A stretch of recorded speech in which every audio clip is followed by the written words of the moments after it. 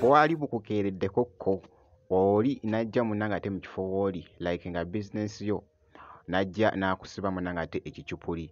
nga kya mitwalo nga5 oba mitwalo 2. Oh my god, omubbi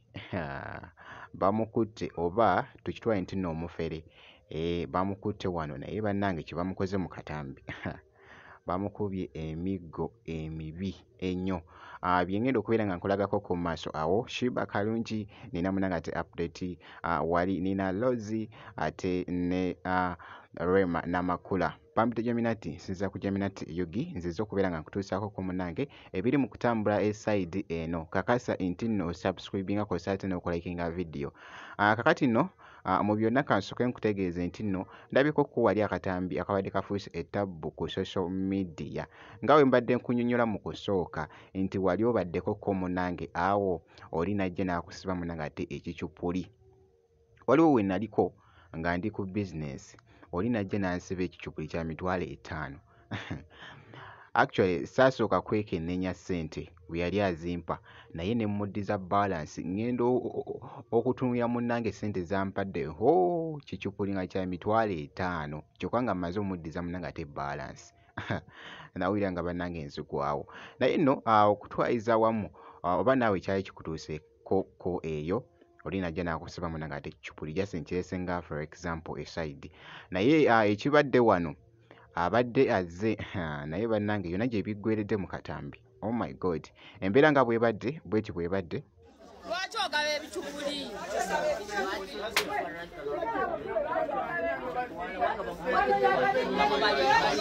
Tukoyo tuwa ebicupuli.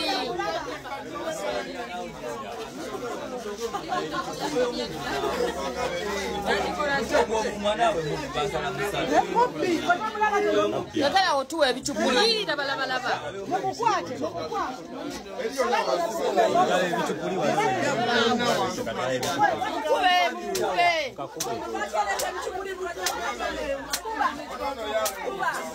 Kuba nawe kuba nalongo mukube oli mbere ebicupuli bireetanga buli kadde mubiye nyindabo omwana we amasiga nga tegajja abadde mwekaza ng'amasiga tegajja nga tokaaba byebyo nno munnange actually obubbi nno si bulungi ebintu by'okugiraagira ebyo okucyangacyanga munnange si birungi n'akamu era wano ku Geminati Yugi munnange tetubiwagira n'akamu n'akeddagala eside eyo naye nga jasinze nfunye katambi kabadde munnange nga kakutte ettabbu eside eyo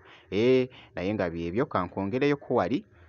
Shiba Kalungi tuyingidde munnange ate omwezi omupya naye okimanyi nti nno omwana muwala ono yakavaayoko n'ayirizinga oluyimba lwe munnange oluyimba lwe luno actually title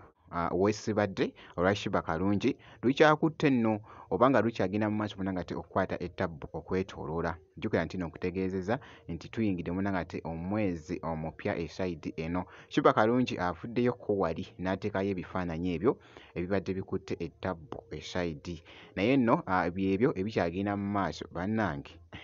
nakyala yalizinze oluyimba naye woogenda ku YouTube channel ye oluyimba lukutte ettabbu just nno mu nnaku ntono nnyo naye lufuuse munnange ate ensonga lukutte akati ye mwana munnange ate Shiba Kalungi ku sayidi y'emu nga nkongeddeyoko omukyala Nina Lozi munnange congratulations eri munnange ate omukyala Nina Lozi ono bakamuwa munnange ate kaadi wali mu kibiina ekya NUP omanyi yeegwanyiza munnange ate ekifo wali ali ku kifo munnange ate wali ekyesempabule nga MP era ng'ajjidde mu kibiina ekya NUP munnange bikyagenda mu maaso okwogeza abamu obwama esayidi eyo kw'ossa n'okwongera munnange ate omuyozaayoza esayidi naye avuddeyoko n'assaayo ebifaananyi ebyo nga woobiraba jjukira nti n'okugambye nti tuyingidde munnange ate omwezi omupya bw'atyo bw'avuddeyo n'ateekayo ebifaananyi ebyo nabyo ebibadde bikutte ettabbu wali abadde ayambadde Oh my god, Jo Malayika by the way yamwambaza era nga bwolaba kasuuti ako